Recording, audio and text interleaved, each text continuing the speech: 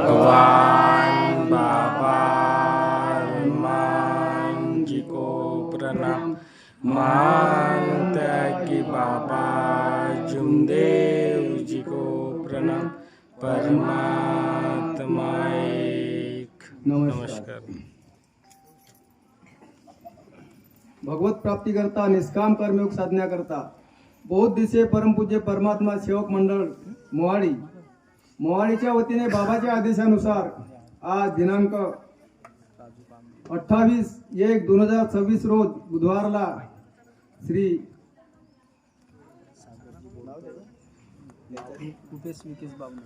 रुपेश विकेश बावणे यांच्या निवासस्थानी त्यागाचे मासिक हवन नुकतेच पार पडले। त्या हवनानिमित्ताने आज आता स्पेशल चर्चा बैठक सुरू झालेली आहे। त्या चर्चा बैठकीमध्ये सृष्टीचे निर्माता बुद्धीचे विधाता स्वयं शक्तिशाली माझा प्रणाम तसेच मानव धर्माचे संस्थापक महान त्यागी बाबा जुमदेवजी उपस्थित आहेत। बाबांना माझा प्रणाम तसेच आम्हा सर्व सेवकांची आई मातोश्री वाराणसी आई उपस्थित आहे। आईंना माझा प्रणाम आणि ह्या आजच्या चर्चा बैठकीचे अध्यक्ष मुरबाड परिसरातील मार्गदर्शक वाघाडे साहेब यांना माझा नमस्कार। या चर्चा बैठकीचे उपाध्यक्ष बोंड परिसरातील मार्गदर्शक लांजावर साहेब यांना माझा नमस्कार। उकारा परिसरातील मार्गदर्शक भलावी साहेब यांना माझा नमस्कार। तसेच उमरी परिसरातील मार्गदर्शक वाघाडे साहेब यांना माझा नमस्कार आणि अर्जुनी परिसरातील ज्येष्ठ सेवक मौजे साहेब यांना माझा नमस्कार। आणि मंच खूप मोठा आहे तर ज्यांचा बुक्का लावून स्वागत झाले असे आदरणीय मंच यांना माझा नमस्कार। तसेच उपस्थित सर्व सेवक सेविका बालसेवक यांना माझा नमस्कार। महान त्यागी बाबा जुमदेवजी यांनी 26 नोव्हेंबर 1945 ला विधीला सुरुवात केली होती। महान त्यागी बाबा जुमदेवजीवर दुःख होते त्यावेळेस 26 नोव्हेंबर 1945 ला विधीला सुरुवात केली आणि 25 ऑगस्ट 1948 ला एका भगवंताची प्राप्ती केली। तर भगवंताची प्राप्ती करून महान त्यागी बाबा जुमदेवजीच्या कुटुंबातले दुःख दूर झाले। पण बाबांना वाटले की माझ्या कुटुंबातले दुःख दूर झाले तर काही नवल नाही झाले, म्हणून महान त्यागी बाबा जुमदेवजीने खेडोपाडी जाऊन दौरे केले आणि दुःखी कष्टी लोकांना मार्गदर्शन केले। आणि महान त्यागी बाबा जुमदेवजी 5 सेवकाला घेऊन पचमढी येता गेले आणि मानव धर्म तिथून त्यांनी त्या प्रणय केला की आपण एक मानव धर्म काढायचा होशंगाबाद जिल्ह्यामध्ये आणि ते 1949 ला मानव धर्माची स्थापना केली। मानव धर्माची स्थापना कशासाठी केली? मानव धर्माची स्थापना मानवाने मानवासी माणसाप्रमाणे वागले याच्यासाठी केलेली आहे। तर महान त्यागी बाबा जुमदेवजी यांनी आम्हा सर्व सेवकांना दुःखी कष्टी सेवकांना मानवात भगवंत दाखविला। सर्वपरी व्यापक माझा भगवंत आहे रे, कुठे सोदिसी मानवा भगवंत मानवात पाय रे। देव कुठं पहाडात नाही, कुठं मूर्तीत नाही, कुठं मंदिरात नाही, तर महान त्यागी बाबा जुमदेवजीने आपल्याला मानवाच्या शरीरात भगवंत दाखविला आहे। तर आपल्याला भगवंताचे काय दिसतात? आपण भगवंत पाहू शकतो का? आपल्याला फक्त भगवंताचे गुण दिसतात आणि हा मार्ग चमत्काराचा नाही तर साक्षात्काराचा मार्ग आहे।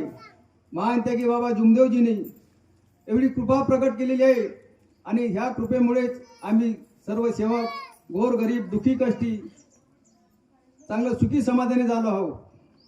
तर महान त्यागी बाबा जुमदेवजी यांनी आम्हा मानवांना 4 तत्व 3 शब्द 5 नियम विनंती प्रार्थना दिली आहे।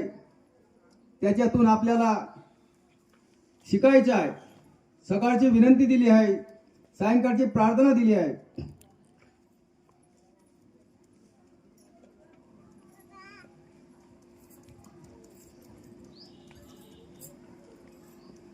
पशु का कचू न होय, नर का नारायण होय.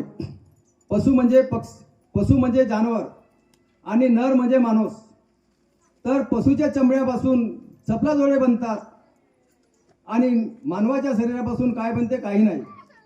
तर महान त्यागी बाबा तो एक संत कबीराचा दोहा आहे.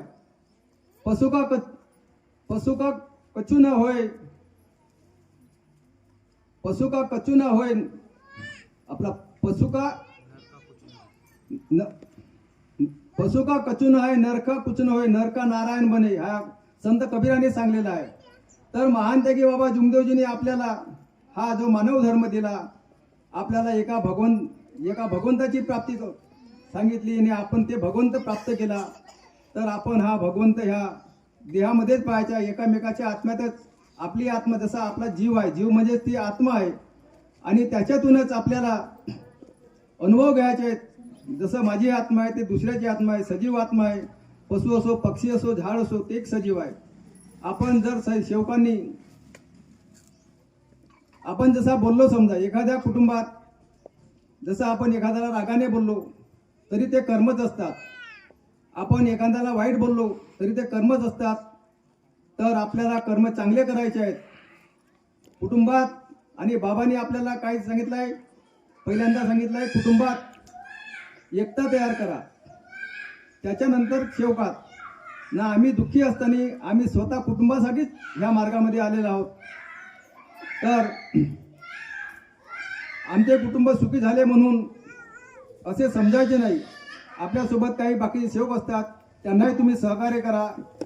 त्यांच्यासोबत प्रेमाने वागा, मर्यादेने वागा, सत्याने वागा, तरच भगवंत आपल्या पाठीशी उभा राहील. आपण दैवी शक्ती म्हणतो, जागृत आहे. हो, जागृत आहे दैवी शक्ती.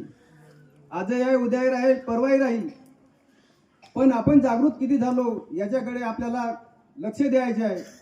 आपण 4 तत्व, 3 शब्द, 5 नियमाचे तंतोतंत पालन करावे.